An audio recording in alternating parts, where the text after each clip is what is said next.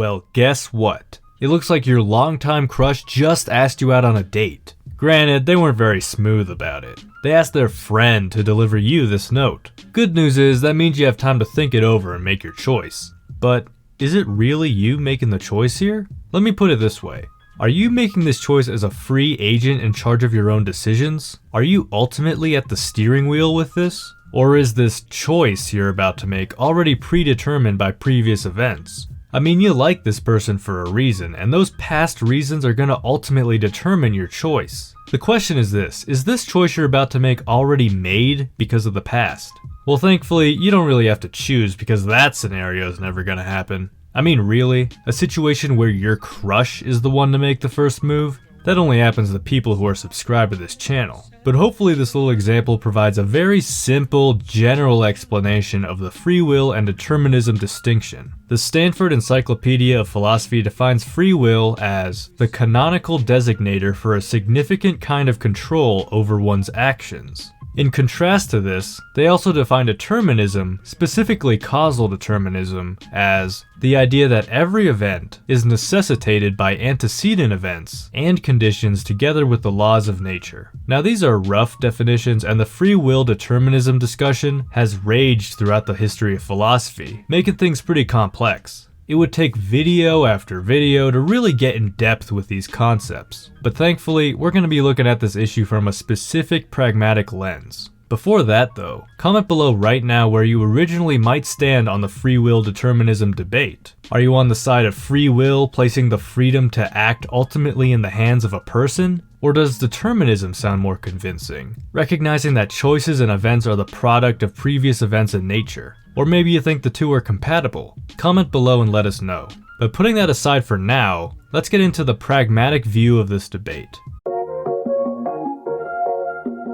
Hello and welcome to Philosophy Tunes, and the text we'll be working with today comes from William James's Pragmatism Lectures. Specifically, this is from the third lecture, but we covered lecture 1 and 2 in this video, which gives a brief introduction to pragmatism, so go check that out. If you're too lazy, then I'll sum it up like this. Pragmatism is going to look at ideas and ask what the practical consequences of those ideas are if they were to be believed. Put in the context of this video, if someone believes in free will, what practically follows? And if someone believes in determinism, what practically follows then? James starts by looking at how these two beliefs might apply to the issue of accountability. If our acts were predetermined, if we merely transmitted the push of the whole past, the free willists say, how could we be praised or blamed for anything? But where would it be if we had free will? Rejoin the determinists. If a free act be a sheer novelty that comes not from me, the previous me, but ex nihilo,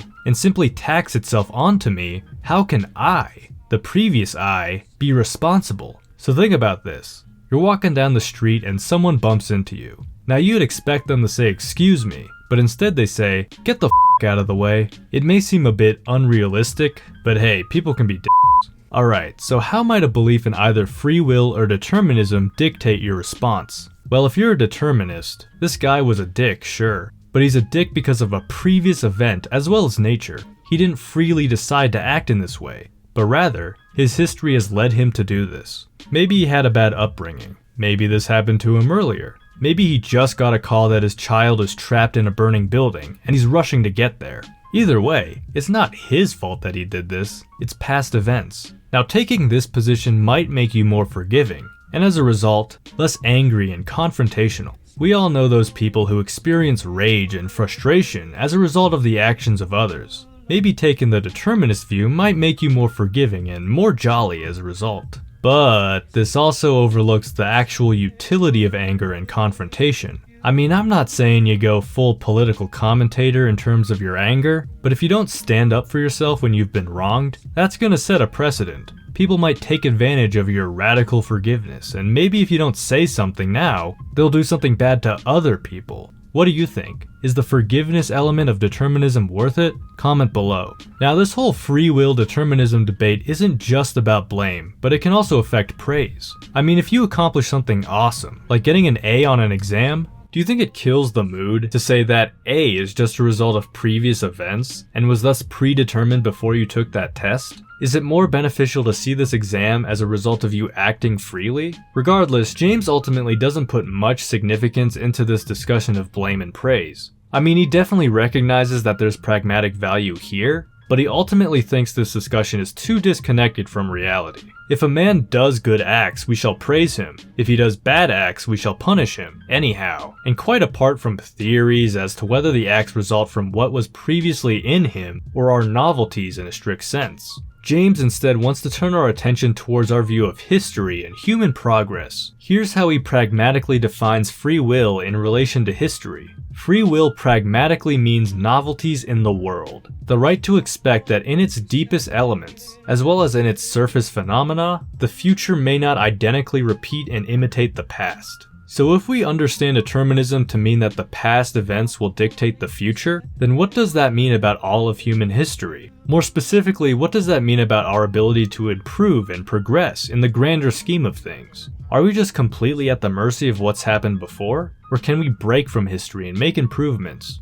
James seems to think that a belief in free will is a belief in human progress. It holds up improvement as at least possible, whereas determinism assures us that our whole notion of possibility is born of human ignorance, and that necessity and impossibility between them rule the destinies of the world. Free will is thus a general cosmological theory of promise, just like the absolute, God, spirit, or design.